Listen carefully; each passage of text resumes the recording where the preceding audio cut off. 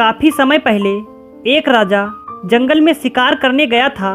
बरसात का मौसम होने के कारण यह अंदाज लगाना बहुत मुश्किल हो गया था कि कब अचानक बारिश होने लगे, और हुआ भी यही। अचानक आकाश में बादल छा गए और बारिश होने लगी। सूरज डूब गया और धीरे धीरे अंधेरा छाने लगा।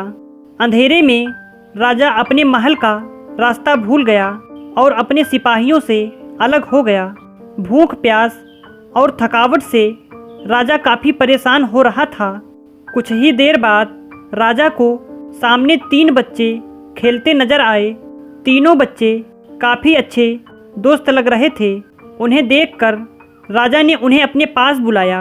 राजा ने कहा, सुनो बच्चों, जरा यहाँ आओ। यह सुनकर बच्चे उनके पास आए। राजा ने बच्चों से पूछा, क्या तुम कहीं से थोड़ा भोजन और जल ला सकते हो? मैं बहुत भूखा हूँ और प्यास भी लग रही है। बच्चों ने कहा, जी जरूर, हम अभी घर जाकर आपके लिए कुछ ले आते हैं। तीनों बच्चे गांव की ओर भागे और तुरंत कुछ भोजन और जल लेकर आ गए। राजा बच्चों के उत्साह और प्रेम को देखकर बहुत प्रसन्न हुए। तो राजा ने बच्चों से पूछा, प्यारे बच्चों, तुम लोग जीवन में क्या करना चाहते हो? मैं तुम सबकी मदद करना चाहता हूँ। यह बात सुनकर बच्चे काफ़ी देर तक सोचते रहे। फिर उनमें से एक बच्चे ने कहा, मुझे धन चाहिए। मैंने कभी 2 वक्त की रोटी नहीं खाई, कभी अच्छे कपड़े नहीं पहने, इसलिए मुझे केवल धन चाहिए ताकि मैं अच्छा खाना और अच्छे कपड़े पहन सकूं। इस पर राजा मुस्कुराते हुए बोले, ठीक है, मैं तुम्हें इतना धन दूंगा कि जीवन भर सुखी रहोगे। यह सब सुनकर बच्चे के खुशी का ठिकाना नहीं रहा। दूसरे बच्चे की बारी थी तो राजा ने उससे भी पूछा, तुम्हें क्या चाहिए? बच्चे ने कहा, क्या आप मुझे एक बहुत बड़ा बंगला और घोड़ा गाड़ी देंगे? इस पर राजा ने कहा, जरूर, मैं तुम्हें एक आलीशान बंगला और घोड़ा गाड़ी दूंगा।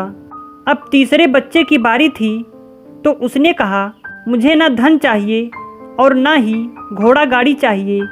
मुझे आप ऐसा आशीर्वाद दीजिए जिससे मैं पढ़ लिखकर विद्वान बन सकूं और शिक्षा समाप्त होने पर मैं अपनी देश की सेवा कर सकूं। तीसरे बच्चे की इच्छा सुनकर राजा उससे काफ़ी प्रभावित हुए। राजा ने उस बच्चे के लिए उत्तम शिक्षा का प्रबंध किया। वह बच्चा बहुत ही मेहनती था, इसलिए दिन रात एक करके वह पढ़ाई करता था और एक दिन बहुत बड़ा विद्वान बन गया। और समय आने पर राजा ने उसे अपने राज्य में मंत्री पद पर नियुक्त कर दिया। एक दिन राजा को अचानक वर्षों पहले घटी उस घटना की याद आ गई। उन्होंने मंत्री से कहा, कई सालों पहले तुम्हारे साथ जो 2 बच्चे थे, अब उनका क्या हाल चाल है? मैं चाहता हूँ कि मैं कल एक बार फिर तुम तीनों से मिलूं, इसलिए तुम कल तुम्हारे दोनों मित्रों को भोजन पर आमंत्रित कर लो। मंत्री ने अपने दोनों मित्रों को संदेश भिजवा दिया और अगले दिन सभी एक साथ राजा के सामने उपस्थित हुए।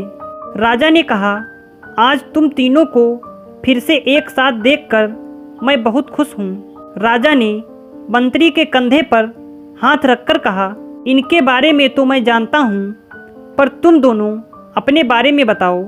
जिस बच्चे ने धन मांगा था वह बहुत दुखी होते हुए बोला, राजा साहब, मैंने उस दिन आपसे धन मांगकर बड़ी गलती की। इतना सारा धन पाकर मैं आलसी बन गया और बहुत सारा धन बेकार चीज़ों में खर्च कर दिया। मेरा बहुत सा धन चोरी भी हो गया और कुछ वर्ष पहले मैं वापस उसी स्थिति में पहुंच गया जहां पर आपने मुझे देखा था।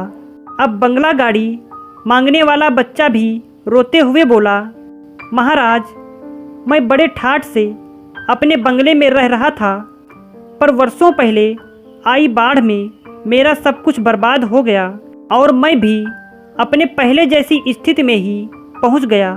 सबकी बातें सुनने के बाद राजा बोले, इस बात को अच्छी तरह गांठ बांध लो। धन संपत्ति सदा हमारे पास नहीं रहती, पर ज्ञान, जीवन भर मनुष्य के काम आता है और उसे कोई चुरा भी नहीं सकता। शिक्षा ही मनुष्य को विद्वान और बड़ा आदमी बनाती है। इसलिए सबसे बड़ा धन ज्ञान और विद्या है। पहले इसे हासिल करो, उसके बाद धन अपने आप आ जाएगा।